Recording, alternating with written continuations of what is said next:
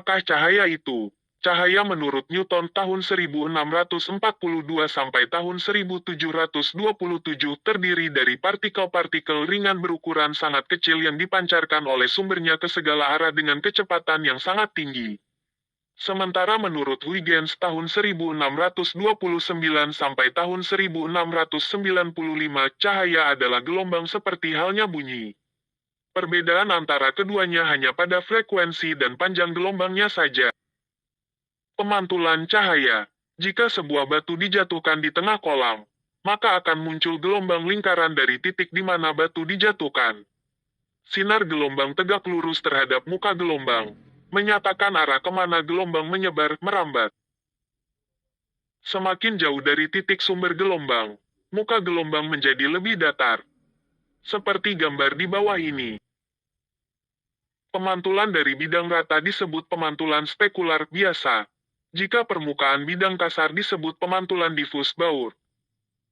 Hukum pemantulan Snellius. 1. Sinar datang. Garis normal dan sinar pantul terletak pada satu bidang datar. 2. Sudut datang sama dengan sudut pantul. Cermin datar. Hukum pemantulan cahaya. 1.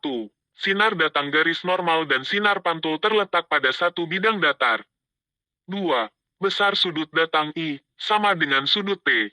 Bayangan yang dihasilkan oleh cermin datar akan bersifat maya, tegak dan sama besar antul R. Cermin datar. Bentuk permukaannya datar. Contoh pemantulan cahaya dari objek bunga dan vas pada cermin datar di bawah ini. Sifat bayangan yang dibentuk cermin datar. A. Maya. B. Jarak benda cermin. Jarak bayangan cermin. C. Tegak. Rumus cermin cekung dan cermin cembung. 2 per R sama dengan 1 per S tambah 1 per SM sama dengan S pangkat 1 per S. 1 per F sama dengan 1 per S tambah 1 per SM sama dengan H pangkat 1 per H. Karakteristik cermin. 1. Cekung, jari-jari kelengkungan positif. Jika jarak objek lebih besar dari fokus B nyata, terbalik. Jika objek terletak antara fokus dan cermin. Bayangan maya. Tegak, diperbesar. 2. Cembung, jari-jari kelengkungan negatif. Jika objek di depan cermin terbentuk, bayangan maya. Tegak, diperkecil. 3. Datar, jari-jari kelengkungan tak berhingga. Bayangan maya. Sama besar, tegak. Lensa. Lensa ada dua jenis yaitu converging lenses dan diverging lenses pada gambar berikut. Lensa cembung. Contoh pada gambar berikut. Lensa cembung. A. Sinar istimewa untuk lensa cembung. 1. Sinar datang sejajar dengan sumbu utama akan dibiaskan melalui fokus utama. 2. Sinar datang melalui fokus utama lensa akan dibiaskan sejajar dengan sumbu utama lensa. 3. Sinar datang melalui pusat optik tidak dibiaskan tetapi diteruskan. Pembentukan bayangan. Lensa cembung dapat digunakan untuk memproyeksikan bayangan nyata. Pada lensa cembung, bayangan nyata terbentuk pada titik pertemuan semua berkas sinar yang melewati lensa. Lensa cekung. Contoh pada gambar berikut ini. Pembentukan bayangan pada lensa. Lensa cekung. Sinar datang paralel dibiaskan menjauhi titik fokus dan seolah-olah berasal dari titik fokus lensa F. Jarak antara titik fokus ke pusat lensa disebut panjang fokus F. Lensa yang kuat memiliki F yang kecil. Kekuatan lensa, P sama dengan 1 F. Panjang fokus dan kekuatan lensa cekung berharga negatif. Pembentukan bayangan. Contoh seperti gambar berikut. Pembentukan rumus lensa. 1 per S tambah 1 per S sama dengan N-1, 1 per R1 tambah 1 per R2 P sama dengan 1 per S tambah 1 per S. 1 per F sama dengan 1 per S tambah 1 per SM sama dengan S per S sama dengan H per H. Pembiasan.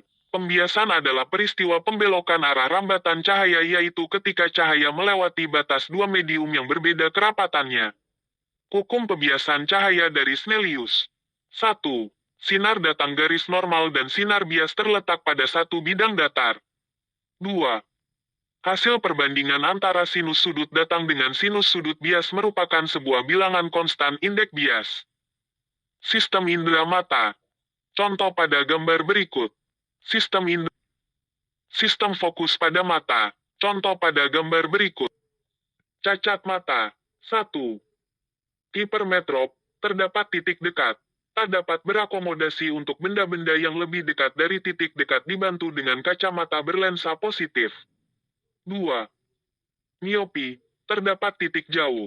Tak dapat berakomodasi untuk benda-benda yang berada lebih besar dari titik jauh dibantu dengan kacamata berlensa negatif. 3. Presbiopi, karena usia, tak dapat melihat benda yang lebih dekat titik dekat, dibantu kacamata berlensa positif. Mikroskop 1. Skematik susunan lensa dalam mikroskop. Perhatikan tempat objek yang akan diamati. Bentuk bayangan yang diperoleh. Apa bedanya dengan teleskop? Mikroskop 2. Contoh hasil pengamatan hasil mikroskop dari sebuah sel. Dengan mikroskop dapat diamati inti sel dan badan sel dengan jelas. Pembesaran 40 kali. Berkas sinar laser dalam fiber optik. Karakteristik laser. 1. Koheren. Yang memungkinkan dapat ditransmisikan dalam jarak jauh. Sifat ini dimanfaatkan dalam proses pengiriman data digital dengan memanfaatkan kabel-kabel fiber optik. 2. Monokromatik. Hanya memiliki frekuensi cahaya yang tunggal. Sifat ini dimanfaatkan dalam proses penyimpanan data elektronik seperti CD, VCD, DVD. 3. Dapat terpolarisasi. Pengertian cahaya. Cahaya merambat memindahkan energi tanpa perambatan. Massa, terdiri atas partikel-partikel tak bermassa foton. Sifat cahaya, gelombang elektromagnetik, memenuhi asas superposisi. Panjang gelombang cahaya tampak, 4. 10 sepukul 710 m. Indeks bias Nn sama dengan CV. C sama dengan cepat rambat cahaya di udara. Dihampa sama dengan 3 kali 108 meter per detik. V sama dengan cepat rambat cahaya dalam medium. Nilai N, bergantung pada panjang gelombang. Kegunaan laser dalam medis. 1. Memperoleh citra 3 dimensi organ tubuh dengan teknik holografi. 2. Untuk penyinaran beberapa jenis kanker. 3. Untuk koagulasi darah dan memblokir pembuluh darah vena pada beberapa penyakit mata.